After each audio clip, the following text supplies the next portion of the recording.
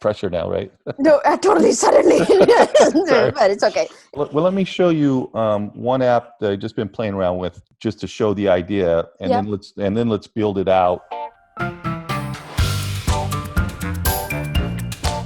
Okay, so let me share my screen. So what I'm doing here is, this is an app running on my phone, and then of course this is Thunkable over here on the left. You've got two buttons, push-ups and sit-ups, and as you push the push-up button, this image just kind of grows. Oh, that's cool. And then once you get to a certain point, the trophy shows up, right? Basically, if we can go through something like this, you could use it for a lot of different things.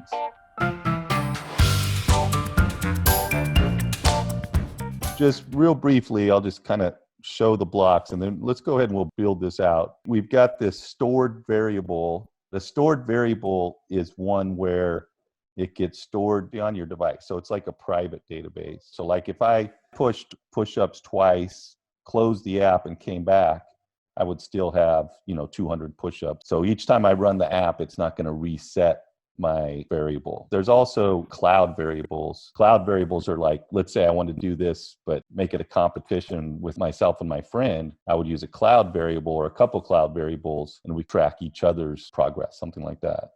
So when screen one opens, Yes. stored push-ups equals null. So if you had your previous score, does it override it? Yeah, good. So the one, when I was talking about the stored in cloud variables, the database variables, they are very easy to use, but there's kind of one complication, and that's you can't kind of initialize it like a normal variable. Mm-hmm. So what you do is, either in the screen starts or the screen opens, for any kind of variables that are stored or cloud, you basically ask, is this the first time my app's ever run? And if it is, we're going to initialize things to 0. So you always kind of have this initialization code that the if statement always looks exactly like this. And then you initialize your variable to, if it's a list, to an empty list, right? Or if it's something like counting the number of push-ups, you just set it to 0. So every time the screen opens, you check if this is the first time. And if there's a number, then nothing happens, because then you keep adding to it. Good. Right? Yep. But if it's the first time, why would you need to set it to 0? Well, because for whatever reason, when we declare this variable, there's no slot here to even say that it should be initialized. Null means it's basically not set yet. Yep. I get it.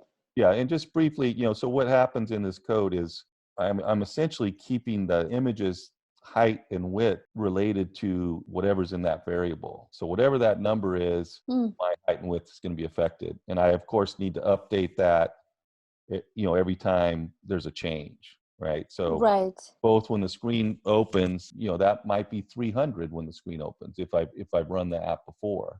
And then as they push, I modify the variable, and then in general, think of this as like update my display. Yep. Yeah. So change my variable, update my display, and then usually there's also going to be a check to see, have I reached my goal? And if I have, in this case, well, all I'm doing is setting some trophy visible to true. So just to slowly go over the set push-up sprite to height. So the 100 is just the pixels, or? Yeah, good. So with the canvas in the designer, I'll bring the canvas up, and you can see the design of just this blue part right here, and it's pretty much all in pixels. Like if I look at this particular sprite type, it's got a height 100 and width 100, and in my blocks, basically what I'm changing is I'm saying, okay, I'm going to set my sprite's height to 100. And then like if push-ups is 100, this is a division sign. So it'll do 100 divided by 5. So my total height would be 120. Why can't you just say 120? Good question. So what I wanted to do, though, is be kind of dynamic.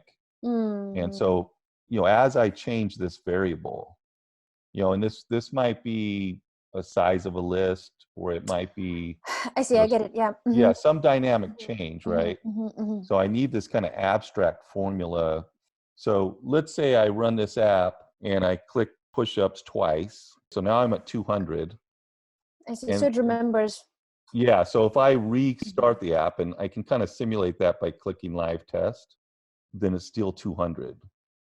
I see. So So it even stores, the yeah. screen, yeah, even the screen opens is in a sense dynamic, Right. because it's really loading in from the database whatever Yep. push-ups was before, and that's why I need this formula instead of some fixed values.